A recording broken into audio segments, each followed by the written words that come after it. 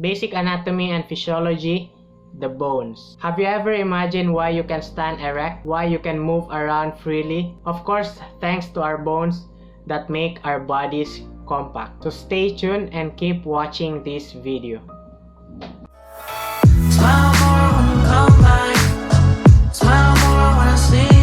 Hi everyone, this is Boy Z and welcome to another video about basic anatomy and physiology, specifically the bones. But before anything else, if this is the first time you are watching my video, hit the subscribe button and the bell icon to be updated for my upcoming videos and to support my channel. Also give a like, comment, and share this video to everyone at home. And also, if you want to know more about me, follow me on my social media accounts flash on your screen. Direct links will be provided on my description box below. And again, in this video, I will be discussing with you a little bit specific into the basics of anatomy and physiology, specifically the bones. Here we have 5 points to learn about bone. Number 1, what is a bone? Wait, let me explain. Bone is a rigid body tissues consisting of cells embedded in an abundant hard intercellular material. In fact, a mature adult human body consists of 206 bones. You see, the human bones are not solely for support. There are even more functions of the bones. Wait, let me explain. In fact, there are 5 major functions of the bones. To easily remember this, just remember the word Pepsi. P for provides attachment, E for enhance leverage, P for protect vital structure, S for stores mineral, and I for important for palpation. And as we all know, the bone is divided into 2 groups. The eggshell, which is for the head, neck, trunk, and back. And we also have appendicular, which is for the limbs or the arms and the legs. You see, human bones composed of cells, calcium, collagen, and water. And there are 3 types of cells that you can find in a bone. First, the osteocyte. Osteocyte is responsible for the regulation flow of minerals in and out of the bone. Number 2, the osteoblast, which is responsible for bone formation. And lastly, the osteoclast, which is responsible for your bone destruction or bone resorption.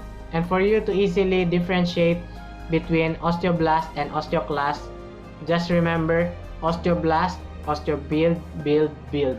While osteoclast is for your osteoCRUSH, crush. Number 2, shapes of bone. We have 4 main shapes of a bone.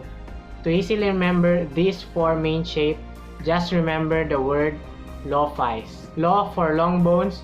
It includes all bones that are lengthy and can be found in your appendiculars or the limbs, like your humerus, radius, ulna, femur, tibia, fibula, and even your metacarpals. F for your flat bones, which includes your scapula and your sternum. I is for irregular bones, which includes your vertebral bones, your pelvis, and your rib. And S is for short bones, or what we call as cuboidal bones, which includes your scaphoid, cuboid, talus, and navicular bones. Number 3, parts of long bone. In a long bone, we have 3 major parts. First is the epiphysis, which is the head and the tail end of the bone. Second is the diaphysis, which is also called as the shaft or the body of the bone. And third is the metaphysis, which is also called as the neck of the bone, and it can be found between the epiphysis and the diaphysis. Number 4, structures of the bone. In every bone, we have what we call as the compact bone.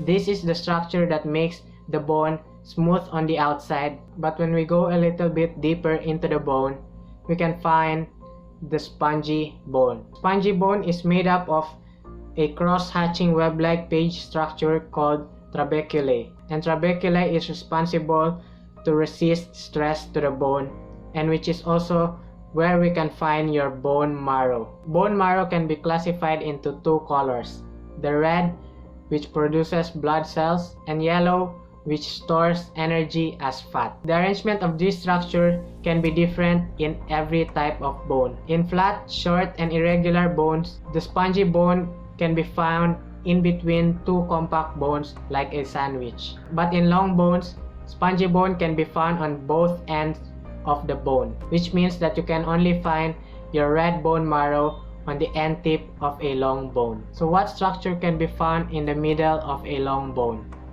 Wait, let me explain. In the diaphysis, or in the body of a long bone, we can find a medullary canal, and there we can find the yellow bone marrow.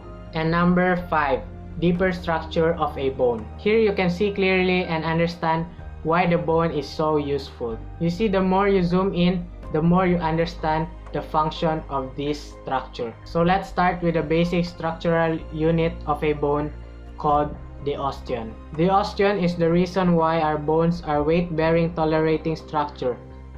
Look inside the bone, it consists of lots of osteons. In each osteon, if we zoom deeper, the covering of it is called the lamellae. Lamellae is filled with collagen fibers that runs in the same direction in each layer. But in an osteon, take note, there are lots of layers of lamellae. But every lamellae runs in alternating direction in every layer. Why? Let me explain. This is the reason why our bone resists torsion. Now, bones are living things, which means it needs nourishment. And nourishment of the bone comes from the nerve and blood vessels. Where can we find the blood vessels and the nerves? In the central canal, or what we call as Haversian canal. Now, we also have what we call as lacunae, which is a lining in between each lamellae in an osteon that is responsible for the housing of osteocytes. That's it for trivias. Number 1, we have a law or rule called Wolff's Law, wherein the more stress you apply to the bone, the more bone remodeling happens and the more strength it produces.